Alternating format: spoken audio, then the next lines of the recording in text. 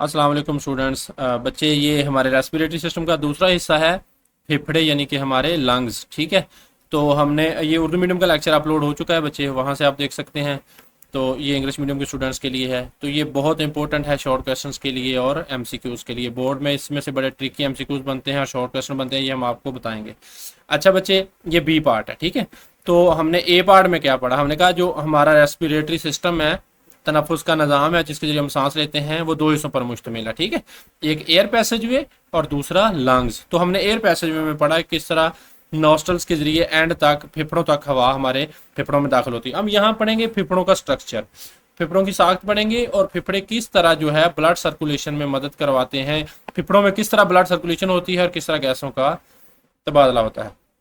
तो फेफड़ों का स्ट्रक्चर हम स्टार्ट करते हैं बेटा जी।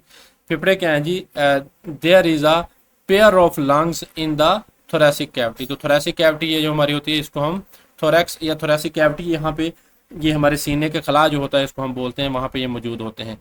फ्रॉम अबव एंड साइड्स, ऊपर से और साइडों से lungs are enclosed by the chest वाल।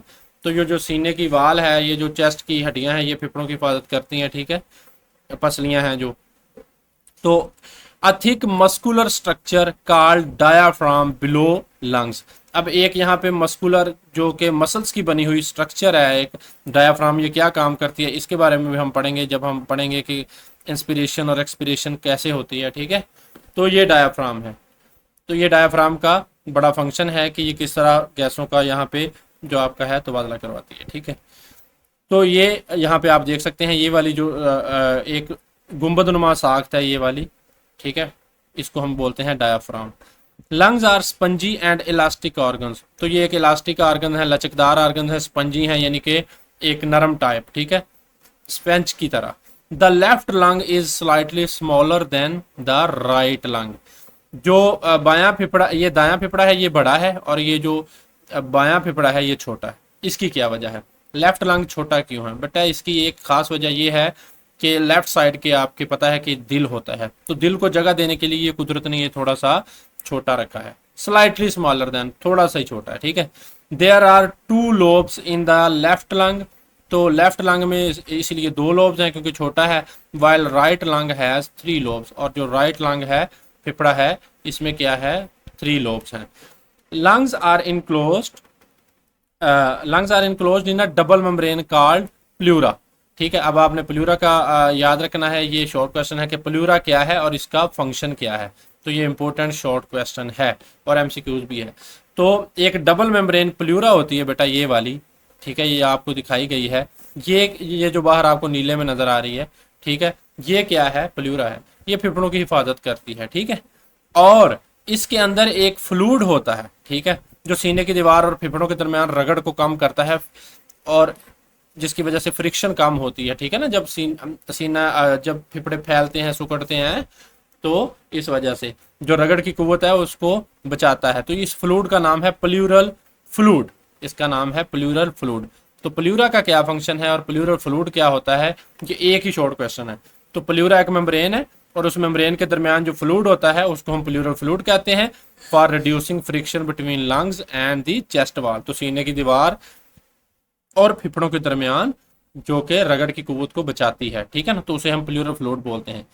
प्लूरा क्या है जी? Its inner layer is attached to the surface of the lungs while the outer layer lines the inner surface of the chest wall and the diaphragm. ठीक है, आप देख सकते हैं कि यहाँ पे ये जो इसका ये वाली जो लेयर है, तो ये चेस्ट, ये बिल्कुल डायाफ्राम के साथ मिली हुई है। ठीक है, और जो इसकी इनर लेयर है वो फेफड़ों की जो सरफेस के साथ है वो जुड़ी हुई है। ठीक है, तो ये क्या है? ये वाली जो लेयर है ये डायाफ्राम जो कि सांस लेने में मदद करेगा उसके साथ जुड़ी हुई है। तो इसमें प्लूरल फ्लूइड होता है, ये आपने याद करना। तो ये था फेफड़ों का स्ट्रक्चर। फेफड़े क्या है? मस्कुलर स्पंजी ऑर्गन्स हैं। ठीक है, दो हिस्से हैं, लेफ्ट लंग और राइट लंग। लेफ्ट लंग छोटा होता है, उसमें टू लोब्स होती हैं, राइट लंग में थ्री लोब्स होती हैं, साइज में बड़ा होता है क्योंकि बाई साइड पे दिल है, उसको जगह देने के लिए जो बायां फेफड़ा है वो छोटा रखा गया है। ठीक है, अच्छा, उसके बाद हमने पढ़ना है ब्लड सर्कुलेशन इन लंग्स, के फेफड़ों में बेटा जी जो ब्लड की सर्कुलेशन है वो किस तरह होती है, यानी कि किस तरह जो गैसें आएंगी और वो उनका जो तबादला होगा गैसों का और ऑक्सीजन हमें मिलेगी और कार्बन डाइऑक्साइड निकलेगी। अच्छा जी, अब बेटा यहाँ पे आप स्ट्रक्चर समझे। ये जो ब्लड सर्कुलेशन, ये एल्व्यूलस में आपको पता है कि जो गैसों का तबादला है वो होता है, हमने कल पढ़ा था इसके बारे में, ठीक है। तो एल्व्यूलाई का आपने स्ट्रक्चर भी यहाँ पे पढ़ रखा है। ये देखें यहाँ पे एल्व्यूलाई का जो स्ट्रक्चर है, कल मैंने बड़ी डिटेल से पढ़ाया था कि ये एक थैलानुमा साखते हैं, पाउच टाइप, ठीक। अच्छा देखें बच्चे, एल्व्यूलाई यहाँ पे इसके इर्द गिर्द आर्ट्रियूल्स हैं, वेन्यूल्स हैं, कैपिलरीज हैं, ठीक है। तो इनके बारे में हमने पढ़ना है कि ये आर्ट्रियूल्स, वेन्यूल्स और कैपिलरीज हैं जो ये किस तरह गैसों के तबादले में हमें हेल्प आउट करेंगी फेफड़ों को, ठीक है। अब देखें यहाँ पे जो सबसे पहले ये देखें आप कि जो डीऑक्सीजनेटेड ब्लड है वो एंटर होगा इधर आर्ट्रियूल्स के जरिए, ठीक है ना। यानी कि जो पल्मोनरी आर्टरी है बेटा, पल्मोनरी का मतलब वो आपने पल्मोनियल सिरप पिया होगा कभी जिंदगी में, जो फेफड़ों को बेहतर करने के लिए होता है, ठीक है। तो पल्मोनरी का लफ्ज जहां भी आ जाए इसका मतलब फेफड़े हैं। अगर कोई आर्टरी आ रही है, आपको पता है कि आर्टरीज होती हैं जो वो दिल से खून लेकर जो दूसरे हिस्सों में जाती हैं जिस्म के, उनको हम आर्टरीज बोलते हैं। और जो दिल की तरफ जाती हैं, अब ये तो 5वीं क्लास वाली बातें हैं ना, जो दिल की तरफ जाती हैं उनको हम वेन्स बोलते हैं, ठीक है। दिल की तरफ जाने वाली वेन्स और दिल से दूसरे ऑर्गन की तरफ जाने वाली आर्टरीज, ठीक है। अब पल्मोनरी आर्टरी का क्या मतलब है? पल्मोनरी मैंने बताया फेफड़ों के मतलब है, और आर्टरी मतलब जो फेफड़ों की तरफ आ रही है, ठीक है। अब ये दिल से आएगी पल्मोनरी आर्टरी और ये कैरीज, ये उठाकर लाएगी डीऑक्सीजनेटेड ब्लड को। डीऑक्सीजनेटेड ब्लड वो होता है जिसमें ऑक्सीजन की मकदार कम होती है, यानी कि हार्ट से फेफड़ों की तरफ जो आर्टरी लेकर आएगी उसे हम पल्मोनरी आर्टरी बोलते हैं। और वेरी इंपॉर्टेंट एमसीक्यूज है बेटा कि जो पल्मोनरी आर्टरी है उसमें कौन सा ब्लड होता है? डीऑक्सीजनेटेड ब्लड होता है, ठीक है। वैसे दिल से जो आर्टरीज जाती हैं पूरे जिस्म में उनमें ऑक्सीजनेटेड ब्लड होता है, ठीक है ना। जितनी भी आर्टरीज निकलती हैं दिल से उनमें क्या होता है कि वो ऑक्सीजन वाला ब्लड है, वो पूरे जिस्म को सप्लाई करती हैं। हमारे टिश्यूज को, ऑर्गन्स को ऑक्सीजन चाहिए होती है, ठीक है ना। और जो वेन्स होती हैं वो कम ऑक्सीजन वाला खून दिल की तरफ लेकर आती हैं। लेकिन यहाँ पे जो केस है वो उल्टा है। तो पल्मोनरी आर्टरी एक एक्सेप्शनल केस है कि इसमें डीऑक्सीजनेटेड ब्लड है, क्योंकि इसने आना है फेफड़ों की तरफ, फेफड़ों ने देनी है अब ऑक्सीजन। सांस हम फेफड़ों के जरिए लेते हैं, उसने ऑक्सीजन देनी है। तो पल्मोनरी आर्टरी में जो खून होता है वो डीऑक्सीजनेटेड ब्लड होता है, ठीक है। अब ये जो डीऑक्सीजनेटेड ब्लड होगा बेटा, ये पल्मोनरी आर्टरी के जरिए आएगा और ये पल्मोनरी आर्टरी आर्ट्रियूल्स में तकसीम हो जाएगी, छोटी छोटी आर्टरी में, ठीक है, आर्ट्रियूल में। ये आर्ट्रियूल है बेटा, ये एल्व्यूलस के गिर्द जो है वो कैपिलरीज का एक जाल बना देंगी, ठीक है। और ये जो कैपिलरीज हैं ये बाद में मिलकर वेन्यूल बना देंगी, और ये वेन्यूल मिलकर बेटा क्या बना देगी?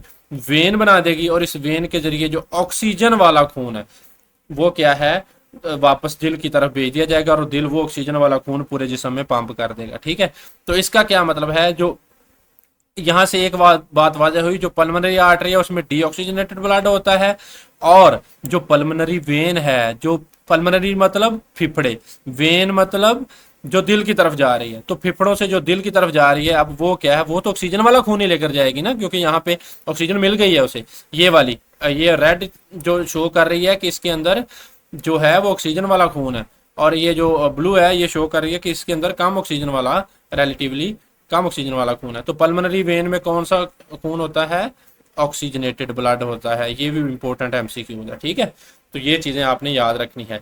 डीऑक्सीजनेटेड ब्लड आया पल्मोनरी आर्टरीज के जरिए दिल से लंग्स की तरफ। इनसाइड ईच लंग, हर लंग के अंदर the pulmonary artery divides into smaller arterioles, ठीक है।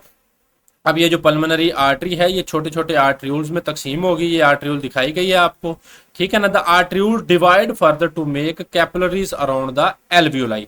तो ये एल्व्यूलाई है, ये आप एल्व्यूलाई देख सकते हैं कि इसके गिर्द जो आर्ट्रियूल है इन्होंने कैपिलरीज का एक जाल बना दिया है, ठीक है। अब इन्हीं कैपिलरीज ने after surrounding the alveoli the capillaries join to form venule.